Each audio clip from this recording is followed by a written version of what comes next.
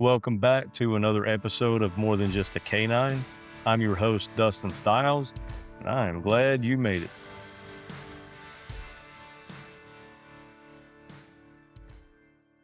Today we have Jason Terrell of Diamond J Stock Dogs, based in Granbury, Texas. Jason was born in Alexandria, Louisiana, and later moved to East Texas during his high school. After graduating, he attended North Texas Farrier School and went on to shoe horses professionally for 24 years across Texas and Nevada. In 2000, he moved to Nevada, where life eventually took a turn that would shape the next chapter in his life. Around 2011 to 2012, while running cattle in southern Utah and helping other ranchers, Jason was introduced to high-level working dogs along the Nevada-California line. Riding with one of his close friends, he witnessed the breed Hanging Tree Cowdogs at work, and was the moment everything changed. After spending 16 years in Nevada, Jason moved back to Texas in 2016 and has since built Diamond J Stock Dogs, where he conducts training cow dogs, helping ranchers gather and dog break cattle, and putting on clinics and demonstrations across the country and even in France. Jason, welcome to the show. Thank you for having me, buddy. Oh, absolutely. I'm excited to have you on today. So let's start off with, what was your life like growing up in Alexandria, Louisiana? It was pretty cool. It was, a little country boy's dream, growing up, we lived there a little bit north of Alexandria, a little community called Dry Prong, and we was brought up on Ayat Lake. And so where I grew up, we hunted, we fished, we trapped, just done everything that you would imagine that growing up in Louisiana. It was a real cool upbringing. So it was a lot of fun, but growing up there, grew up on a big lake, hunted, fished, everything a little country boy would dream of doing. What brought your family to East Texas during high school? At that point in time, my dad had retired from the United States Forestry Service, and he actually got a job with a friend of the family. He was running a big bakery in Longview. And so we had moved and went to Henderson, Texas. And so that's where I had finished high school from 10th grade to my senior year there in Henderson, Texas. And so that's what kind of brought us there when my dad retired and decided, well, we're going to do a different adventure, I guess. And so he had some real close friends, family friends, and they had hired him, and we moved to East Texas. Were animals and ranch life always part of your world? You know,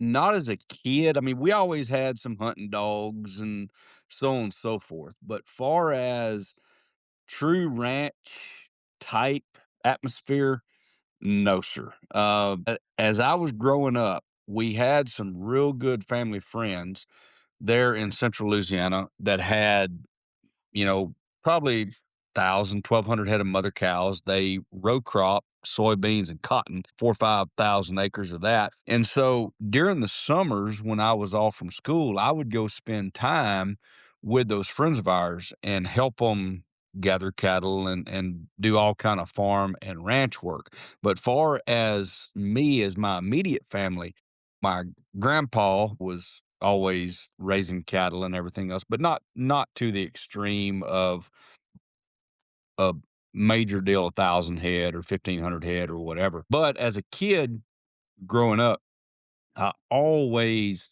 had the passion and the love of the cowboy lifestyle. And I always wanted it, and I always wanted to pursue it. So I did not grow up with it. I didn't have anything handed to me of that aspect or that caliber of, here, we have a 10,000 acre ranch. You know every aspect of it. Here, son, you take it over. I did not have that at all growing up. but I had the burning desire in me to move forward with it. And honestly, I didn't know the path that I was going to take or where the good Lord was going to take me at that particular point in time. I mean, every kid growing up, I wouldn't say every kid, but a lot of kids, they grow up wanting to be a cowboy, seeing John Wayne, seeing Roy Rogers, seeing all of that, and see it on the big screen, and try to try to live it the best you can in the situation that you have. But I always had that desire. I always wanted a horse. Always wanted what I seen on these big ranches out in West Texas and all of that. I wanted that, but being a little country boy in, central Louisiana, that wasn't feasible at that point in time, but I always had that desire growing up. Right, and it's funny because when I grew up, my grandpa and my dad, they had cattle on I think it's 18 acres, which isn't nothing to what you guys have out there. And at one point, I remember he had just over, like, 100 head of cattle, and I Right. thought that was a lot, but what you just said, no, don't even touch it. 100 head ain't nothing. And it's, what you said at the end's interesting because it kinda brings me to this next question. When did you first know you wanted to work with horses? As a kid, as honestly, Dustin, as long as I can remember, I loved horses. I wanted horses. I could even remember telling mom and dad. Now, granted, we lived on a lake. Okay, so you can imagine our backyard was, I mean, from the back porch to the lake, maybe 300 yards, 400 yards. So you can imagine we didn't have a whole lot of grassy areas and all that, but I always remember telling mom and dad, "Well, I don't know why we can't have a horse because we can tie him out and I can go feed him and all of that." And unfortunately, I mean, I didn't understand the whole aspects of what all you needed, but as long as I can remember, I always wanted a horse. Alright. Yeah, like you said, as a kid, most of us want at least want a horse or wanna ride a horse. Correct. So, once you decided you wanted to shoe horses, why did you wanna do that? Okay, after we moved to East Texas, I was able the place that we moved to had some acreage. So I was able to have a couple horses. And so at that point in time and I was in high school and I was working in the evenings and everything else. Well, what really got me into the shoeing aspect when we would have our farrier out to trim and shoe our horses. I was always intrigued with it, always watching him, always, trying to help him. As time went on, I always paid for everything pretty much myself. So as a 16, 17-year-old kid, every time the farrier would come out, I'd pay to have two horses shod, but it always intrigued me of how he done it, why he done it. So after I graduated high school, I had plans of going to LSU for agribusiness. Oh, okay. Okay. And just as time went on, man, I don't really want to go to another 3 or 4 years of school. And the more I visited with our farrier and I started watching him and actually visiting with more people in that area, I thought, I can shoot horses and be in the lifestyle, be in the Mhm. around the people that I really want to be around anyway.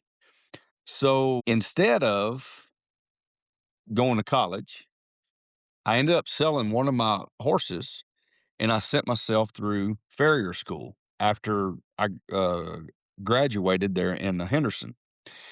And I ended up going to North Texas Farrier School there in Mineral Wells, Texas. And at that point in time, I'd never been to that part of Texas, but man, it was absolutely gorgeous. Not per se hill country, but a lot of mesquite, cactus, and rocks and all that. And of course, in central Louisiana, I mean, you don't see any of that. No. So I once again, like I said, went to North Texas Farrier School.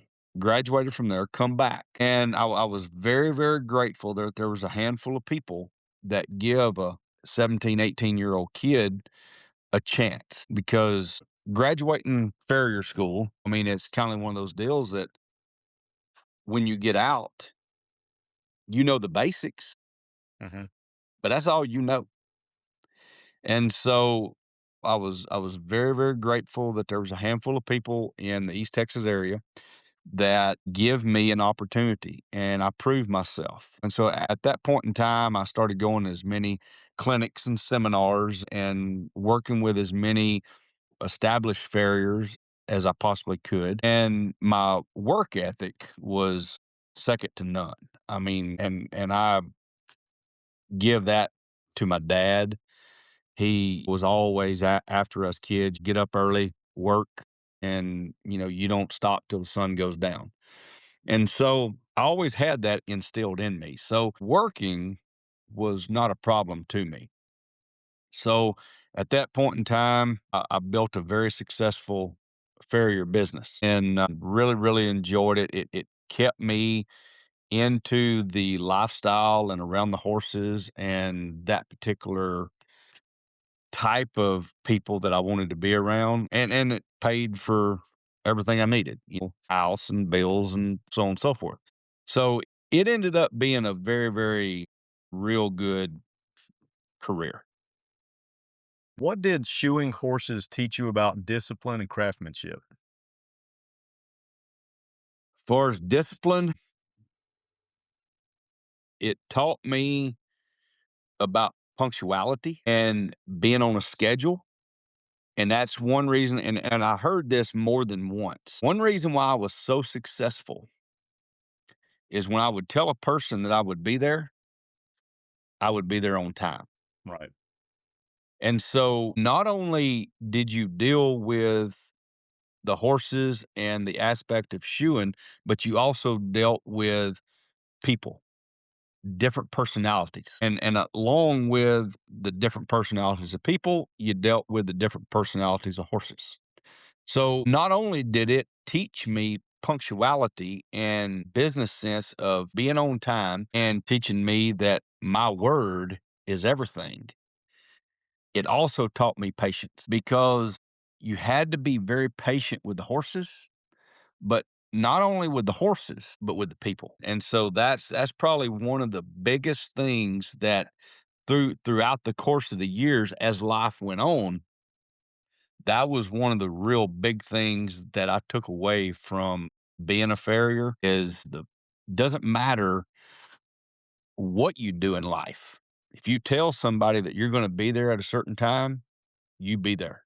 Yep. Or at least let them know. Don't just hem haw around, "Well, it's okay." And that's where a bad rep from a lot of farriers got that, "Well, it's okay. I'm self-employed, I'll be there when I get there." Well, they end up losing a lot of business because of not understanding punctuality. Understood. So 24 years of doing that, I mean, that's a long time. What kept you in that trade? It was a craftsmanship, really. I mean, w when I really got into it and really started studying the farrier science of it, and, it's more than just tacking a steel shoe on a foot or a hoof. A lot of people, when they think of a horseshoer, they just, "Oh, it's a weak mind and a strong back because 'cause you're always bent over, head down, and just going to town with it." Well, it's really without a good solid foot or a foundation, you don't have a good horse. And so, because everything starts from the ground up. So then I really started studying the Right. true farrier science of it. And I started breaking everything down of, hoof, just the whole parts of the horse. And then it really got interesting. And I had a handful of people really take me under their wing and start showing me different aspects of farrier science. and it was a lot more than just tacking a shoe on a horse. And so then that is when I really started truly finding the love in it, and it just kinda expanded from there.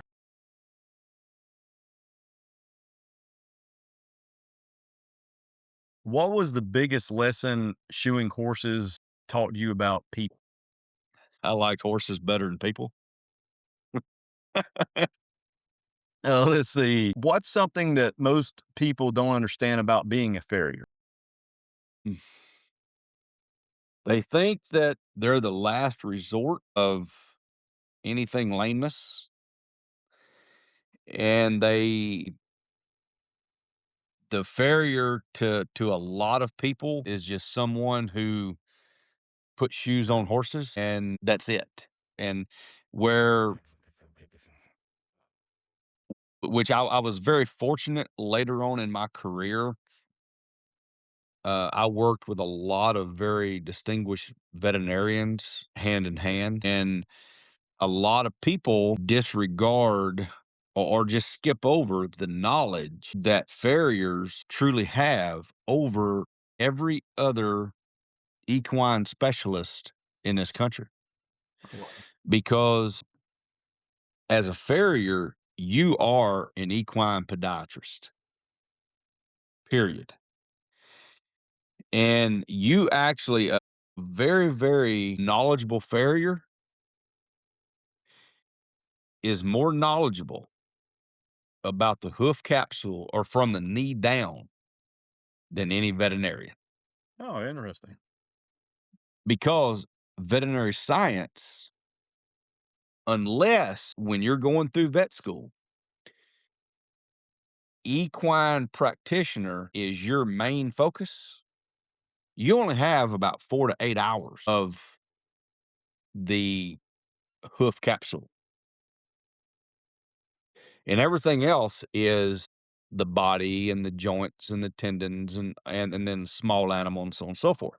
But now, if you do specialize in the equine aspect, well, then they go more into detail. But your average veterinarian has very minimal knowledge about the hoof capsule. And so that's where I found out where a lot of people that they discredit a lot of farriers for their knowledge Mm. on the hoof capsule or pretty much from the knee down, because the saying is no foot, no horse.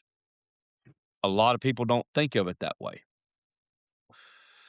So I worked with one real good veterinarian in East Texas in Kilgore, Dr. Rob Thoney. He has since passed away, but he was one of the main veterinarians in East Texas that I worked with. And I'm sure you'll get to this here in a bit, but after I moved out of the state of Texas, I really increased my knowledge a lot on a lot different aspects of equine podiatry, just with the different veterinarians, different farriers, different scenarios that I actually was able to work with. And so that's when the education really, really started. And I really learned a lot about people, about different show horse world and all of that, because there's a lot of different aspects when it comes to farrier science and farriers in general, because the horse owner, there's a huge spectrum.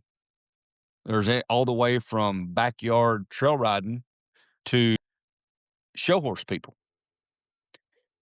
And you have to learn how to adjust. I mean, especially if you're the farrier that goes from spectrum A to spectrum Z, you better learn how to present yourself in every aspect.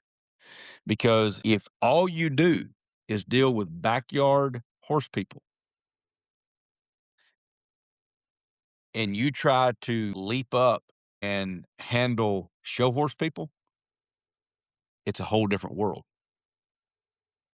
and they'll see right through you. So far as the question that you ask, far as learning people and horses and all that, that was a huge deal as well. And you really, if you're truly great at your profession and a real good people person and a real good business person, you learn how to become a chameleon Yeah. It's a good way to put that. because you can go to the backyard people that are trail riders, and those are your most in the equine world. Those are your kind of like meat and potato type customers because there's more of those. And so when you're shoeing those clients, you have to learn how to visit with them and be on their level. But then if you fly to this state and shoe these horses or go to this show, you have to learn how to adjust and deal with this particular clientele and fit into this clientele. So it is a juggling act at times. How different was the ranch culture in Nevada compared to Texas? A lot. One, because it's wide open buckaroo country. You always hear about the buckaroos out in northern Nevada and everything else. Well, where I moved to Nevada was southern Nevada. I actually lived on the northwest side of the valley of Las Vegas. And it was a lot different.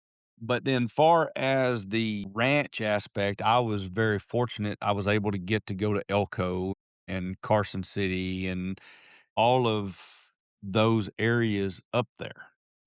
And I was able to get to see some of that country, ride in some of that country and all that. And far as the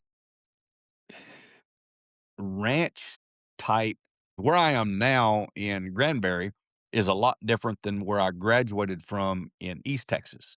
East Texas is, piney woods, creek bottoms, and all that.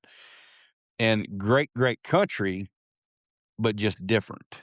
Where I am now in Granbury, about 40 miles southwest of Fort Worth, is the starting of the hill country. So you got some rolling hills, you got mesquite trees, you got cactus, you got rocks, but you got a lot of pasture and so on and so forth, and open country. Out in Nevada, you got high desert, Mm. and which is great because you could see for miles, great sunsets, and that really when I moved out there, it really gave me the aspect of what true beauty of the landscape truly was. Because you could see forever. I know you're in Georgia, and I don't know exactly what part of Georgia, but I know even Georgia, I mean, a lot of pine trees, a lot of, Yeah. thick area. Well, where I was raised in, central Louisiana, well, if you wanted to see a sunset, you either better be on a lake or headed down the road going west when the sun was setting. Other than that, you couldn't see anything because of the Yep. trees. Well, growing up, that's all you knew. So you didn't think anything of it. And then in East Texas was pretty much the same way. Well, then when I moved out west to Nevada, that opened up a whole new world for me. I mean, it was a culture shock, really. But I loved it. I mean, once I got accustomed to it, it was absolutely awesome. And to this day, all these years later, I will not be anywhere that I cannot see a sunset. Yeah. Oh, I bet. Yeah. Absolutely. Let's talk about the moment when things changed. So like around 2011 or around 2011, 2012, you were running cattle in southern Utah. What did that operation look like? I had a real good friend of mine, kind of like a second dad to me, Mr. Jim Toomey, and he had a place there at the mouth of Zion National Park. And we had, I don't know exactly know, handful of cattle. And we was running through some little canyon country deal. And and we had some leased ground and some irrigated ground and all that. And so I was on the weekends from Southern Nevada. Well, I'd always go up to Southern Utah and help him check the cattle. And then I also had some real good friends up in Cedar City, which is a little bit further north, up in a little bit more mountain country. And I was helping them check cattle and run cattle. And during the fall part of the year, we would always gather the cattle out of the mountains and bring them down to the winter pastures or the desert country, what they would call it. So, but every time you always had to do that, you always had to rely on so many people of just gathering cattle horseback and through the canyons or the mountain country, and it was one of those deals that it always took so many people to do it. But that was my first aspect of running cattle or cowboying in southern Utah, canyon country, mountain country. It was definitely different. Tell us about riding with your that friend you mentioned on the Nevada California line. That's where everything changed. I was me and that buddy of mine, J.R. Bailey. He he was running cattle, like I'd said, on the Nevada California line. And out in that country, it takes a lot of land for one cow. I mean, a lot. So I could be exaggerating a little bit, but I think he had told me at one point in time, like this lease was close to a 500,000 acres. And he only run a few hundred head. I mean, it for the amount of land and the amount of cattle, it was not a lot, but there was not a lot of grass, was not a lot of water, but the grass that was there was so strong and so high in protein that hardly ever you would ever see a skinny cow out west because of the high protein in grass. But to fast forward, I was out there. He had asked me if I wanted to go ride with him and one day and check cows. And I said, sure. And so we had unloaded the horses and he had three or four cow dogs and the breed was a hanging tree cowdog. Now this was my first time at that point to ever see these type of dogs. Now when I was back in East Texas, back up years earlier, I'd always been around, blackmouth cow dogs that would, go and find cattle, bay them up, hold everything. But when you sent these dogs, you always rode with them when you were horseback. So same deal. We saddled up and he got his binoculars and was kind of glassing the country and he seen some of his cattle over there.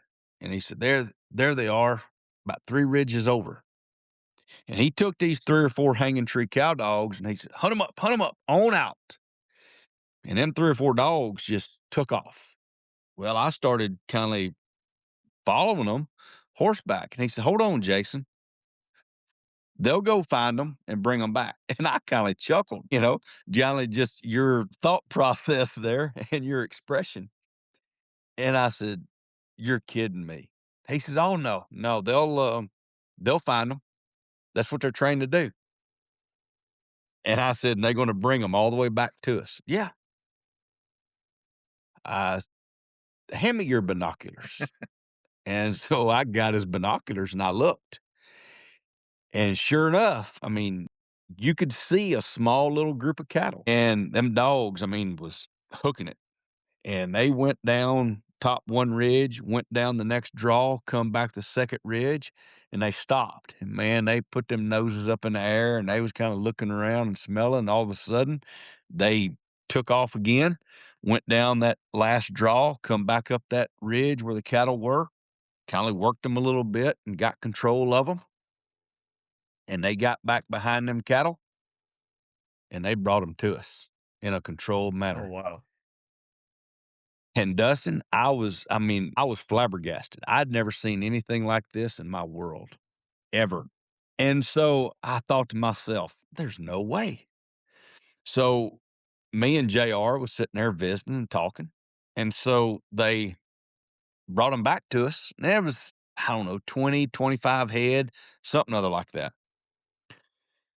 And they were wore out by the time, the dogs were wore out. And so the cattle come right to us, and the dog, he downed his dogs. And there was a little spring not all that far from us. So he kind of rode that way, and he said, "That'll do. Go get a drink." And the dogs went, and when the cattle, of course, they wasn't going anywhere. And they kind of held up right pretty much close to me. The dogs rested for a bit, got water, and he come back. Well, he had a big gooseneck trailer right there. And so he come back, downed his dogs around the cattle, and we're sitting there talking for a minute. Well, normally you always have a set of pins or something to load your cattle. Well, I was being kind of cute and sarcastic. There was not a single set of pins, Dustin, anywhere. So I said, "JR, what are you going to do? Just open the trailer and tell the cattle to get in, or what?" He says, "Well, pretty much." And I chuckled, and he went over to the trailer, opened the gate, willed it open, and he stood there at the gate, horseback, told the dogs, says, "Get back, bring them." And it took a little bit, but the dogs loaded them cattle in that trailer in the middle of all this lease land. And I thought to myself, wow, I've got to get me some of these.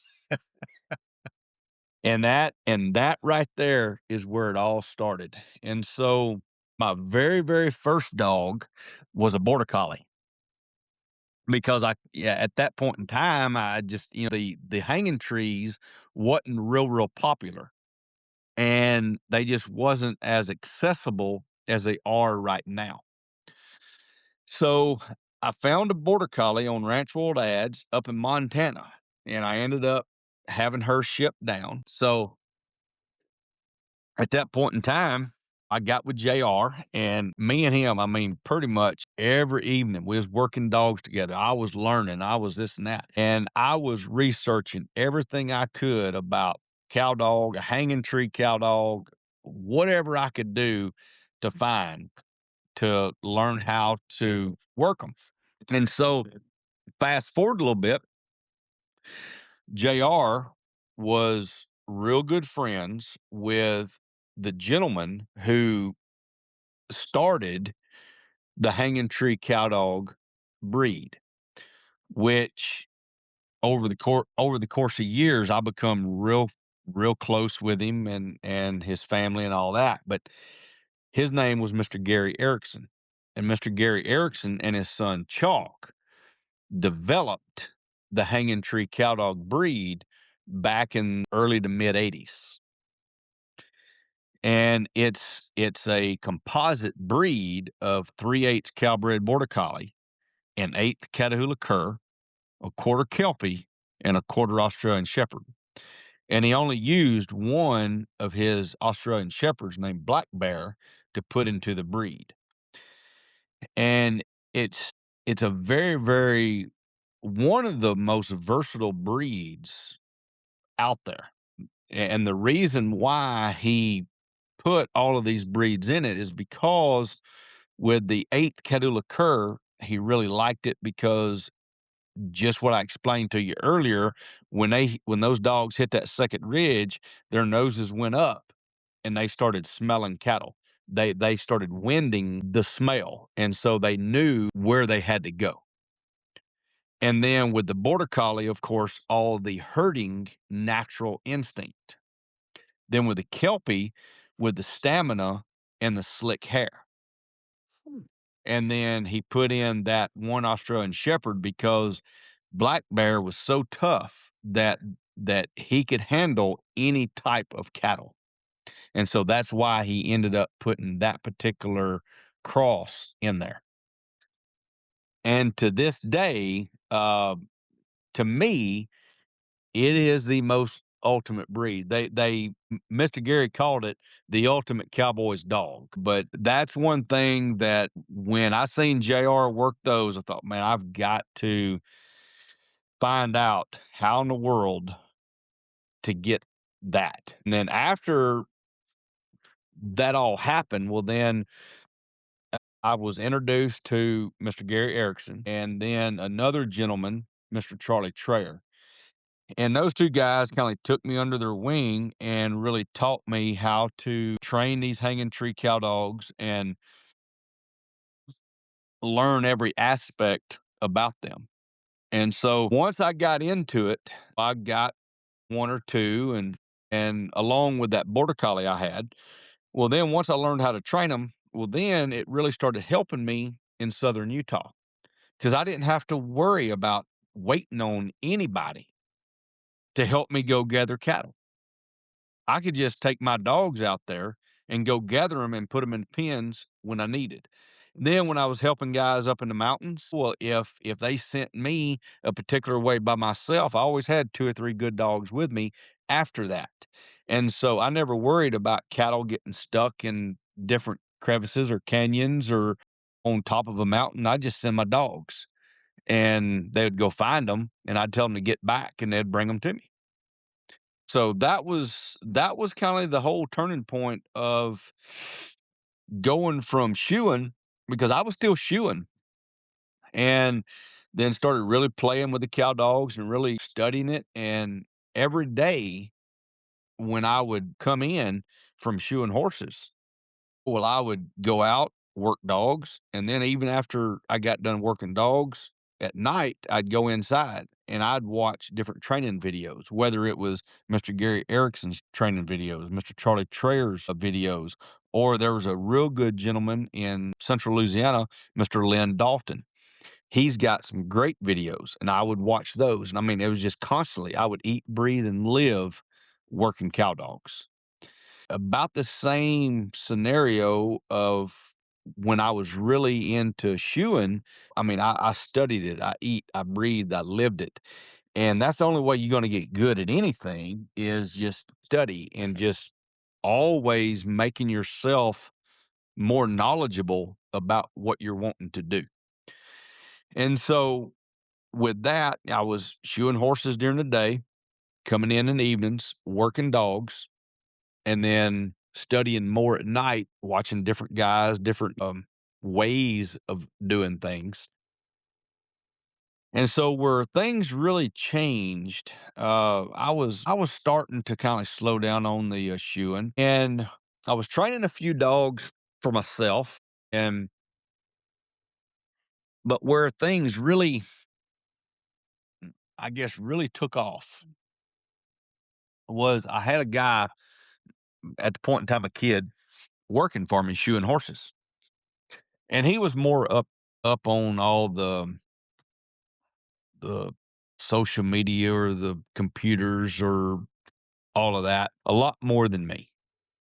And he was out there watching me one day and he says, Jason, he said, you need to get you one of them Facebook accounts and put your dogs on there. He says, man, people would love to see that. He was a lot more up to date on all the social media and the computers and all that. I was at that point in time in my life, I was not, Dustin. I just kept my head down, shod horses, and was living the cowboy lifestyle. I didn't care anything about it.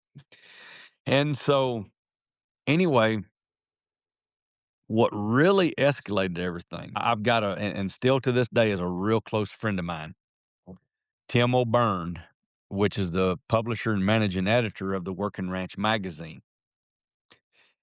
And me and him used to have breakfast quite often there in Vegas. And we're sitting there having breakfast one morning. Now, Tim used to be one of the cow bosses at the Gang Ranch up in British Columbia, and then he's cowboyed on the TS and a few other big outfits in the high desert country. Well, anyway, we was sitting there having breakfast, and I said, Tim, I said, take a look at this. And I had a video of I was working 3 or 4 dogs, I guess, that day, and it was in a huge, big arena, and I sent my dogs out, and I had my trailer parked at a gate. Oh, and I sent my dogs out and ended up loading them cattle in that trailer. And I showed him the video. He says, "Man, that's amazing." He said, "Would you send me that?" And I said, "Yeah."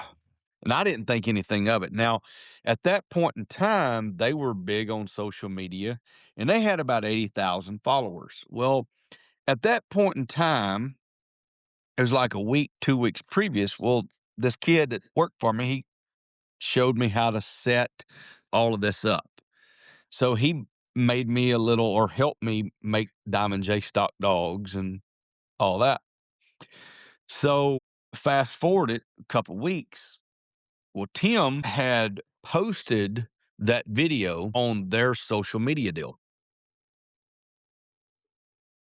and they had about 80,000 followers. And Diamond J stock dogs had about 100 at that point in time. Within 24 hours, I went from 100 to about Oh, 2,000. wow. And it went absolutely through the roof. People across the country was wanting to know if they could buy a cow dog, wanting to know if I could train a cow dog for them, wanting to know if, I mean, just anything and everything about a cow dog, they was wanting to know. So it kind of all started from there. And that was the beginning of what you see Diamond J Stock Dogs is today and the ending of what Diamond J Farrier service was. I had already me and my wife, we had started dating couple years previous, and we was already talking about leaving Southern Nevada and wanting to move elsewhere. And I'd always said, after I had graduated farrier school, I'd always said if the good Lord ever opened the doors and give me an opportunity, I always wanted to live somewhere between Weatherford and Stephenville. I mean, and I didn't even know Granbury was even in existence when I went to Mineral Wells to that farrier school. But this particular part of the country, it was just gorgeous, and hell, I loved it. And growing up where I did in Louisiana, I mean, you didn't see any of this. I mean, over here, this cowboy country, and living back east, you only dream of being in this type of country. And being that I do ride cutting horses, I mean, of course, Weatherford is a cutting horse capital of the world. So that was always intriguing to me as well.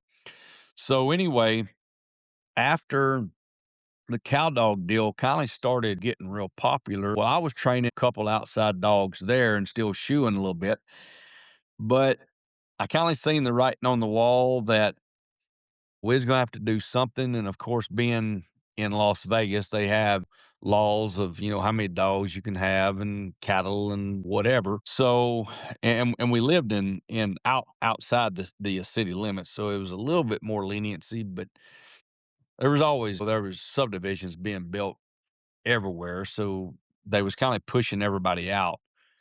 So, my wife come in one evening and says, "If you wanna move to Texas, let's find us a place." And so that's when we started looking. So I'd kinda started after that, I started winding down on the shoeing aspect and started concentrating on the cow dogs, and that was the direction that we kinda started going.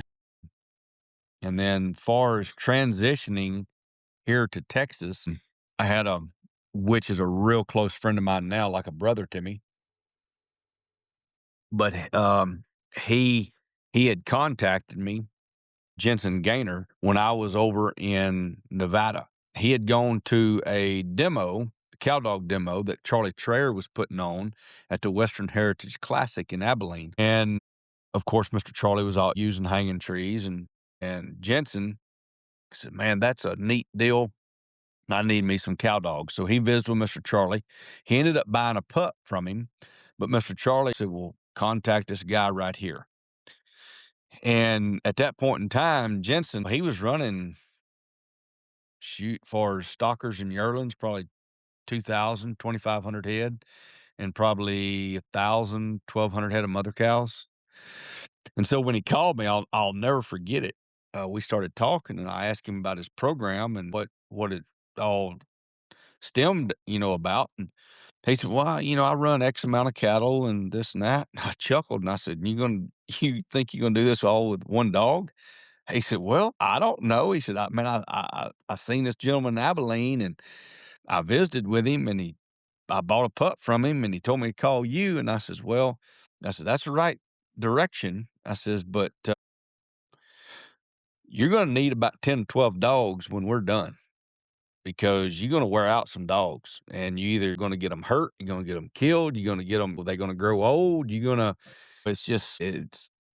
need a lot." And so anyway, I said, "But your saving grace is," I said, "in about 3 months, 4 months, I said, I'm moving to about an hour from you. So I can start helping you get all your cattle dog broke. I can start getting everything ready. So when we get your dog trained and then we can get you some more bought, that you'll be ready to go." And to this day, he's become one of my best friends. And he's working his own dogs now, and he has anywhere from 10 to 12 at all times. Now, granted, he's downsized a little. So with that, once I moved here in the December of or January of 2016, the good Lord is very, very blessed me that I've never had an open kennel with social media and just word of mouth. And it's kind of what we talked about, what you asked me earlier about what I learned from the farrier service and working on horses is punctuality. It kind of held true in the cowdog world. My work ethic and punctuality, and if I tell somebody I'm going to do something, I'm going to do it. And that's one thing that has stood true through the cowdog world is I've built a great reputation, but also people know I'm very black and white and I'm very blunt, and I'm not going to tell you something just to sugarcoat something. If your dog's not worth it, I'm going to tell you. If your dog's good, I'm going to tell you that too. And so that's gained me a lot of business and a lot of respect throughout the years. Oh, that's awesome. What are the responsibilities and tasks of a cow dog? Um, that's kind of a that can be a bit of a wide spectrum as well. It just all depends on the outfit. Okay. If you just run a little hobby farm type deal that you got 10, 15, 20 head and you just wanting your dog to help you keep them off of the feed bunk if you're trying to feed them, that's your dog's duty. Um, or if you got the majority of them come in with a bag of cubes, but you got two or three that's kind of left out in the pasture, you kind of send your dog out there and get behind them and bring them in. It just really depends on the outfit. With me, I help a lot of different ranches gather and dog break cattle. So with my personal dogs, I want my dogs to be able to, if I send them out and it's open pasture and them cattle are a quarter of a mile away and they can see them, I expect my dogs to go a quarter of a mile and get behind the cattle and start bringing them to me. If the cattle start wanting to run off, I'll ride out there with them and I'll ride to the tail of the cattle. And I want my dogs to get to the head and stop them and start bringing them back to me. Wherever I am, I want my dogs to bring the cattle to me. So, far as the jobs of the dog, it truly depends on who's actually working them, because there's some people that's not going to expect as much out of their dogs as I do. So if you got somebody that's very content of, just having a dog hold the cattle off of a feed bunk, and that's their sole purpose, that's that's perfectly fine. Or there's a lot of people that buy dogs from me that are big time ropers that all they want to do is have a dog go out in a 2 or 3 acre trap, get their Corriente steers, bring them up to the arena, put them in alleys, and they rope. When all the cattle are to the other end, they send their dog, bring them to the back to the rope and shoot. That's their job. So it to answer your question, Dustin, it all depends on the individual and what you're really wanting the dog to do. So, what does a normal training day look like for you? When I get outside, I get all my horses fed, and then I'll get, if my training cattle are off in a far pasture, I'll get one of my real good finished dogs, send down there, get the training cattle, bring up into the arena, and then I'll take my sheep, bring the sheep from the holding pens into another pen into the arena, and then I'll put that finished dog up. And then I'll start getting all of my young dogs that need arena work. And I'll start, if it's young pups, I'll go to the sheep pen and I'll work them for just a few minutes at a time. Then when I get all my young pups worked, well, then I'll go to my, say, 10 month to 12, 13, 14 month old dogs. And then if they're on training cattle in the arena, just working on getting them around stock, downing, walking up, and all that. I don't spend maybe a week, if that, in the arena. But once they get a good down on them behind stock and not wanting to split the herd up and just bite just a bite, well, then I take them training cattle and then I start working on my dogs in about an acre to 2 acre. I try to get my dogs as fast into the pastures as possible, into real world scenarios. A lot of guys, they'll spend a lot more time in smaller pens, whether it's a 50 by 50, 60 by 60, or then go into what my arena is, 100 by 120, and just really work on precision, work on correct all the time. And they're really focusing on micromanaging and trials or trial type scenarios where me and 90% of my customer base is all ranch guys that their dogs is never pretty much never going to see town. So far as the micromanaging, I want my dogs, when I get them to cattle, I want them to know what they need to do. I don't need to tell them anything except get back and bring them. And so I want my dogs to really start thinking on their own. So that's the reason why once they get a good down and a come by and a way to me on them in the arena, and I'm able to keep them off of stock a little bit, I go straight to the pasture because I try to start simulating real live work as fast as I can. And a good cow dog, they either going to have it or they don't. You're not going to beg a dog to want to work. I hear so many people, well, just give it a little bit longer, give it a little bit longer, or it may turn on. Well, it may turn on later, but are you wanting a good cow dog that's able to go help you do a job? Are you wanting something that you're going to have to walk around on eggshells and hoping that this dog don't get kicked or a cow look at him the wrong way and the dog leaves? So that's one thing about it, that people's emotions and feelings get in the way a whole lot with these cow dogs because they come attached to them and their buddy and their friend and all that. And then so they want to give them every opportunity in the world. And they either going to be a cow dog or they're not. And that's the cold hard facts about it. And so if it wants to go, it's going to go at 12, 14 weeks of age on sheep.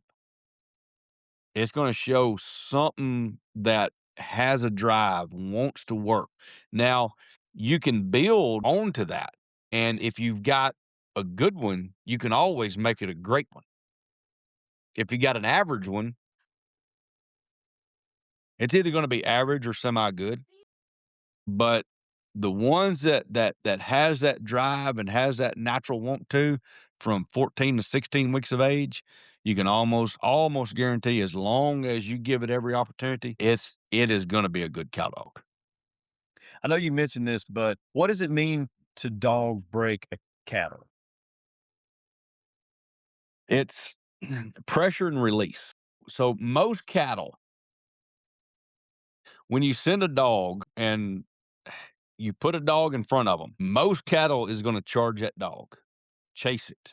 Okay. So, and that comes from just predator type prey deal is when you have these cattle out in big pastures, you got coyotes, you got wolves, you got everything else. So these cattle are going to come to that dog, okay? And they're going to charge it, they're going to try to run it away. Well, you start having your dog bite that cow in the nose, whatever. Well, the moment that that cow turns and comes to me, I down my dog. And then I continue doing that. If I've got a set of yearlings per se, because yearlings are about the easiest to dog break. So say hypothetically, I got 15 head of yearlings and I have them in a 200 by 200 pen and they're on the rail and I send my dog to them and say I'm standing out in the middle and I send on a come by, which is clockwise. The dog gets to the cattle, I down my dog. And the yearlings come to the dog to check it out. The dog bites the cow on the nose. The cattle move away. I down my dog. Then I walk the dog up. More cattle come out to the dog. The dog bites. I lay my dog down. The cattle moves away. All right. Then I send the dog on to come by more or get to the back side of the cattle. Well, then the cattle face up to the dog bites, the cattle starts coming to me, I down the dog.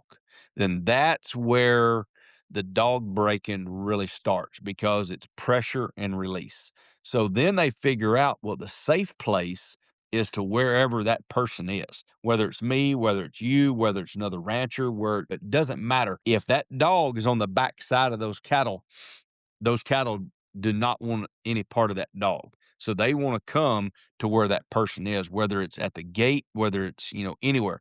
So when you see either my videos, somebody else's or whatever, and we're at a gate and we send the dog out in a pasture, the dog's going to get around them cattle, then the cattle's going to come to us. Those are dog broke cattle. And so once you get a set of cattle dog broke, I could I could gather a set of cattle here and drive them to Fort Worth and never lose a single one, just me and my dogs, because the cattle are dog broke.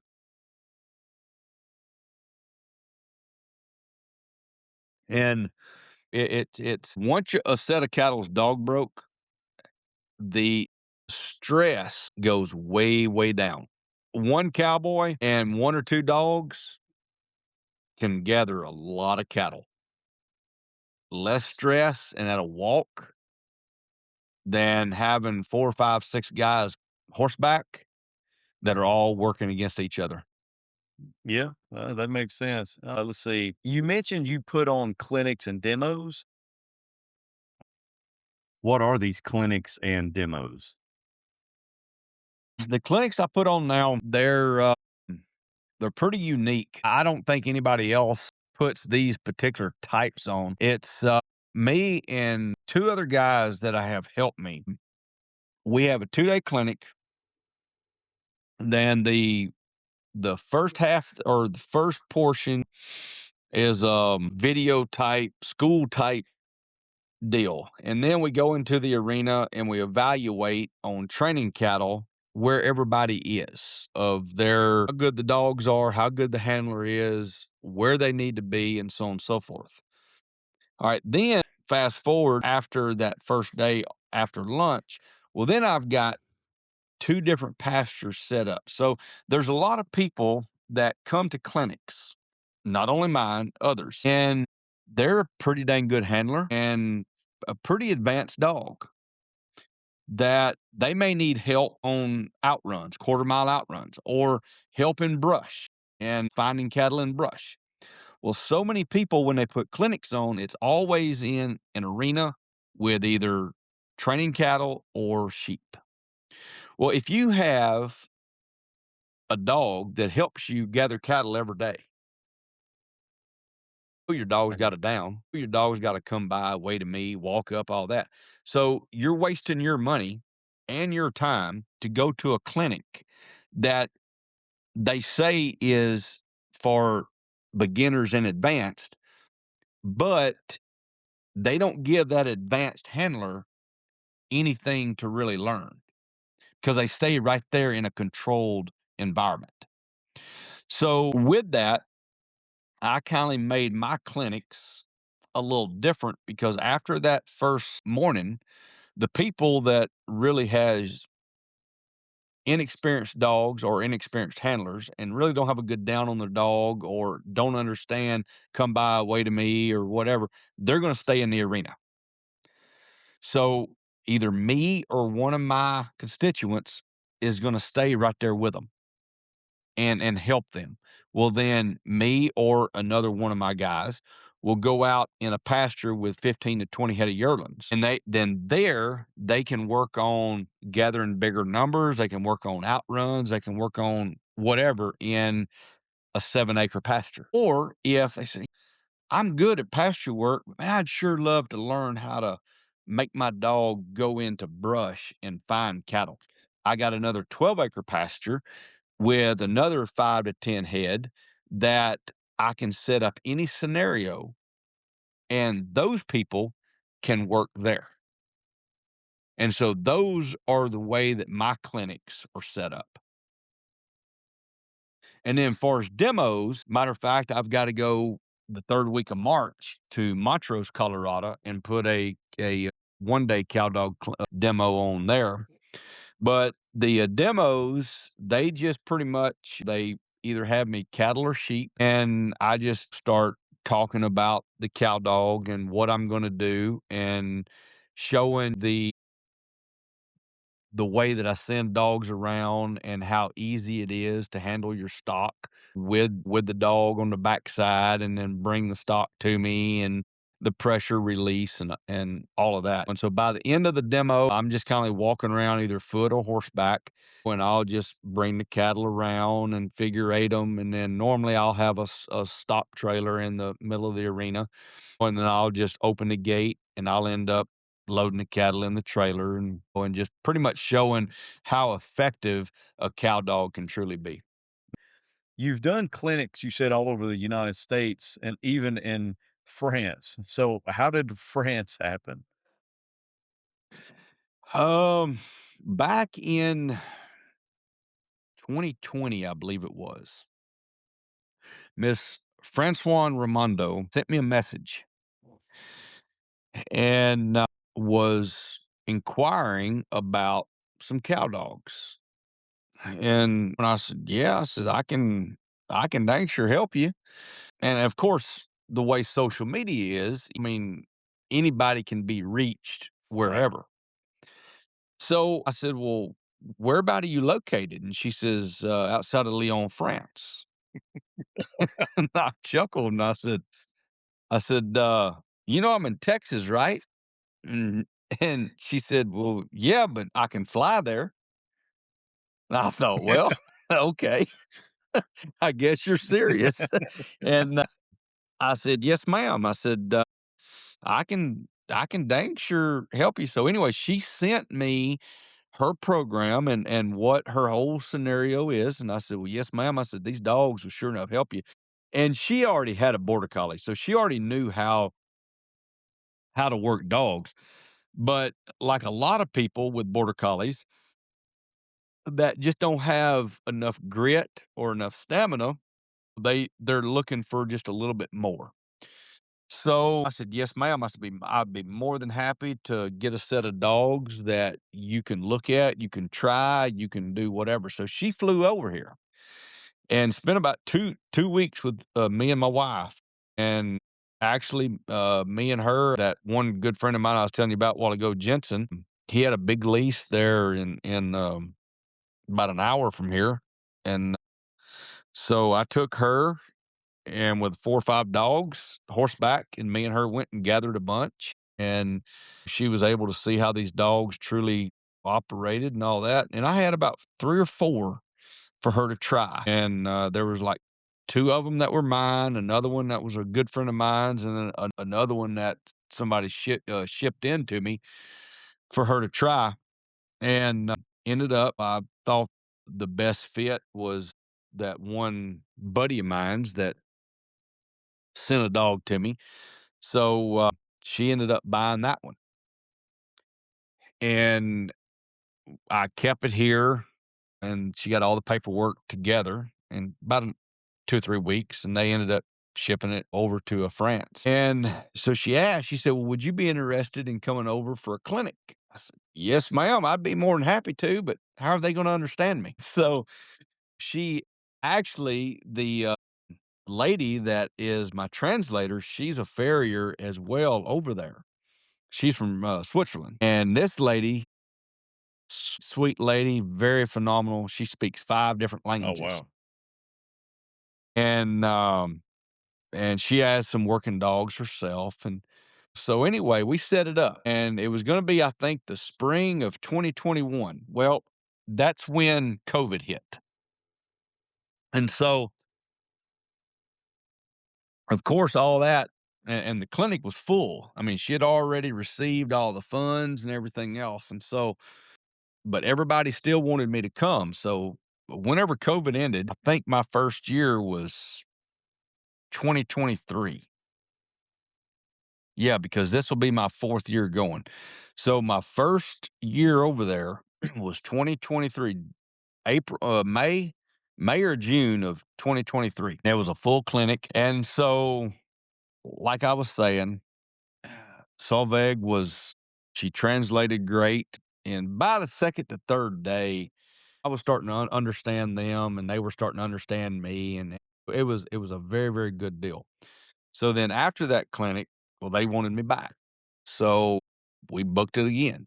And so this April, actually me and my wife and son fly out April 2nd or 3rd, flying over there. And so this will be my 4th year flying over there. And then Miss Francois has come back here 2 or 3 different times, and she actually, in 2024, she actually flew over here because me and my partner we own the American Ranch Dog Trials, but we put on the Erickson Memorial, there in Jacksboro, Texas at the Richards Ranch, and it's a big ranch cow dog trial for Hanging Tree Cowdogs. And Miss Francois actually flew over from France and used one of my original Hanging Tree Cowdogs and actually competed at the, Erickson Memorial. That's really good stuff. Yeah. Well, how about this one? Toughest cow that you ever had to deal with?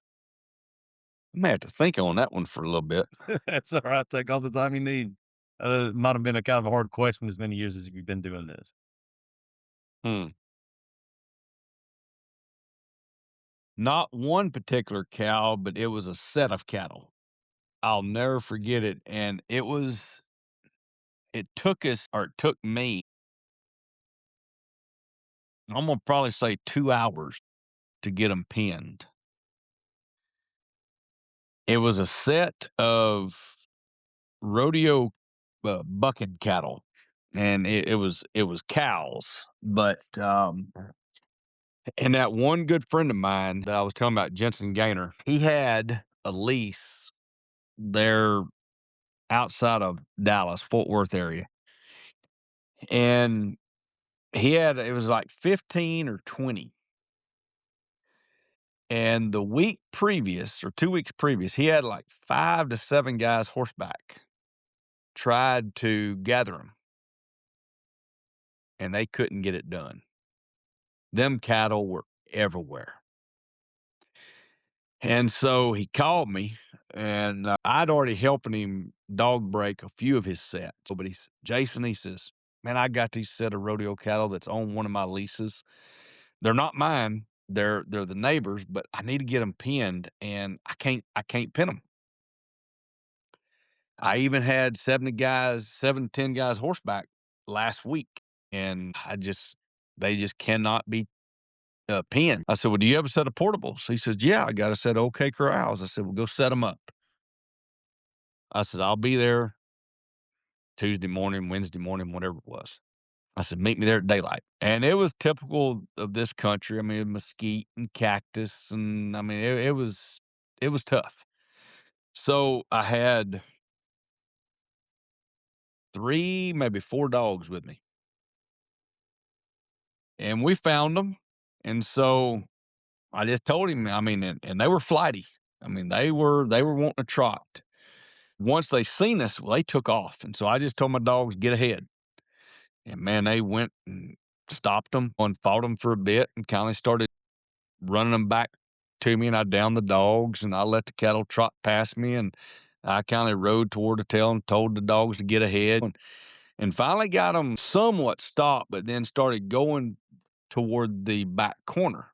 So I said, "Well, all right," I said, "the set of pins are sitting on the fence at the gate. That'll be fine. They'll go to that corner, then I can just start working them down that fence row." And that took probably about 45 minutes or so just to get them to that corner. So I got them there and I started easing my dogs, and their bubble, I mean, was way off. And when I start talking about a bubble, I'm talking about where the cattle are and where I am sitting horseback. And if I get into their bubble, I mean, they're wanting to explode. I mean, they're wanting to go everywhere but where they wanted to go or needed to go. I'm gonna probably say that I was at least 4 to 500 foot away from them at all times, and I was operating my dogs from that distance. I mean, I did not wanna get that close to the cattle. So, I would ease the dogs up behind them, and they'd start trotting up. Well, I would just start trotting my horse kinda like parallel to them, down my dogs, and I would kinda get in their eye, and they would kinda hold up. So I just hold them up a little bit, and I'd walk my dogs up. Well, then they would start trotting off, and I'd trot on up, get in their eye, and they'd settle. And I'd done this probably a mile, it seemed like, up that fence row. Finally got to the pins, and I sit there, and I mean, it was just like a foot at a time, it seemed like. I mean, I didn't wanna put that much pressure on them.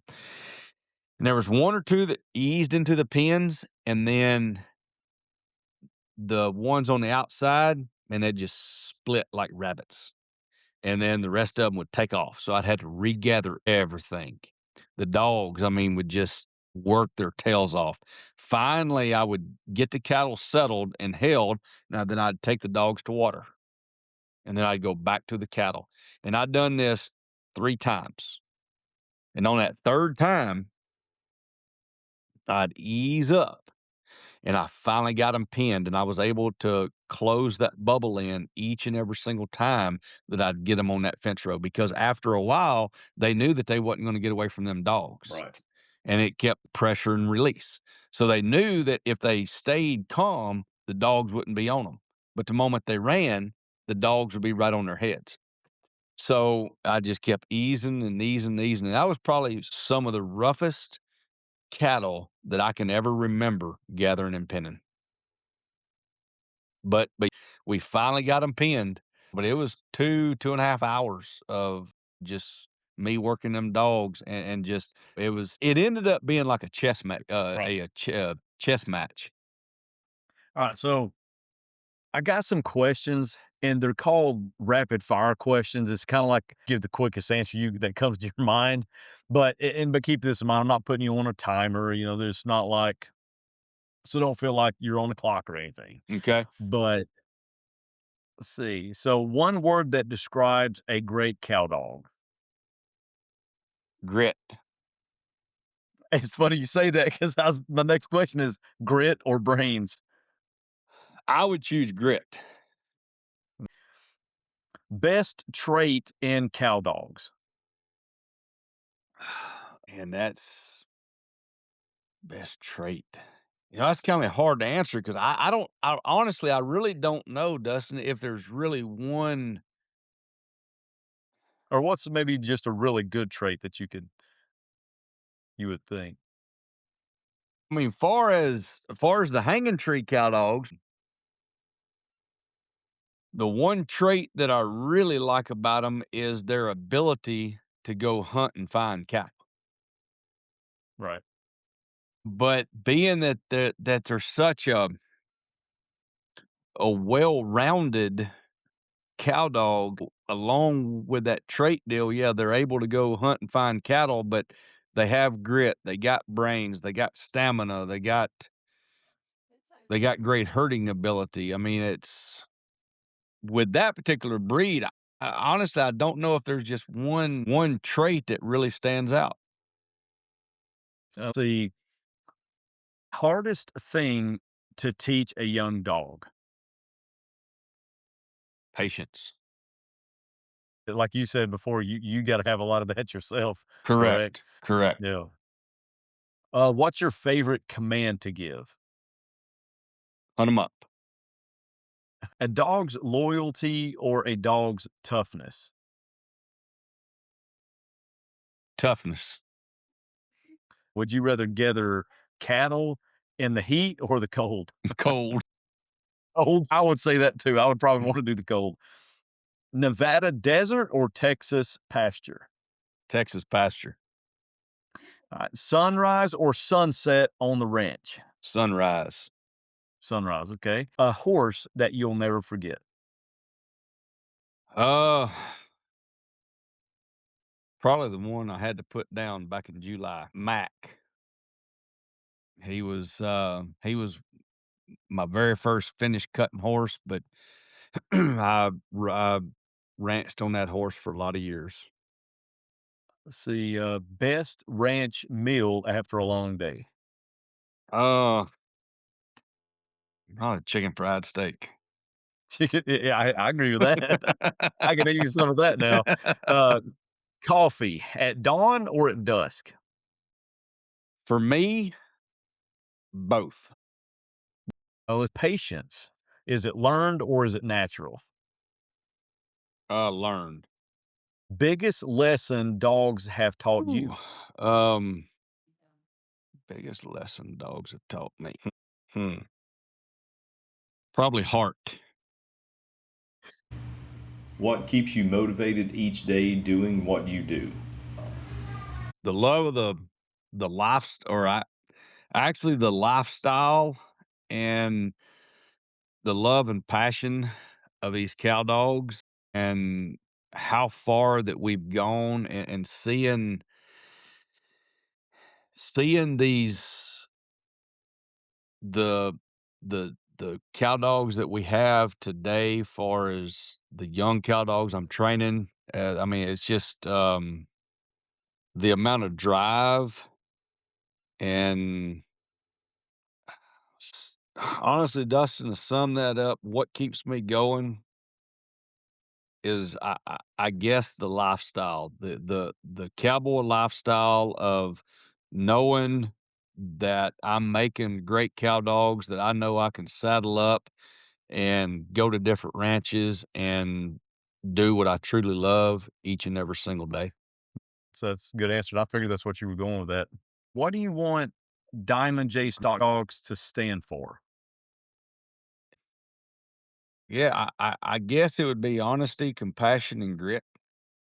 I mean, far as where Diamond J Stock Dog started and to what it is now, I mean, I've always been honest with all of my customers. I've always wanted my dogs to have complete grit and and full of try and And that's one thing that anybody that knows Diamond J stock dogs or get dogs from me that I guess honesty is the number one deal because there's so many people out there that will tell somebody something just for a dollar or whatever, and I'm just not that way, and I never have been, and I never will be. Right. Right. Where can people find and learn more about Diamond J Stock Dogs? They can either look on my website at diamondjstockdogs.com, or they can go to my social media page, Diamond J Stock Dogs on Facebook, and I'm here in Granbury, Texas. They can call me, and I'll be more than happy to visit with them about any of their stock dog needs or training Hanging Tree Cowdog or a Border Collie for them, or helping them dog break their cattle or helping them gather their cattle. Well, Jason, this has been a powerful conversation for sure for me, both of us. From shoeing horses for 24 years to training cow dogs and traveling around the country internationally, your journey is a testament to following where passion Oh, leads. I truly thank you for being on here and sharing your story. yes, Yeah. sir. Jason's story is a reminder that success isn't about leaving one path for another.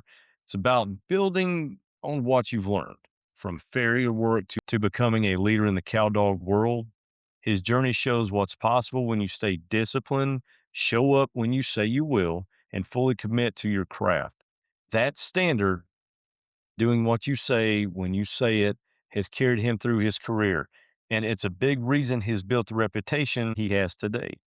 If you got something out of this episode, look, share it with someone who needs to hear it. And don't forget to follow the show so you don't miss what's coming next. This is More Than Just a Canine. Thank you for listening. God bless. And I'll catch you on the next one.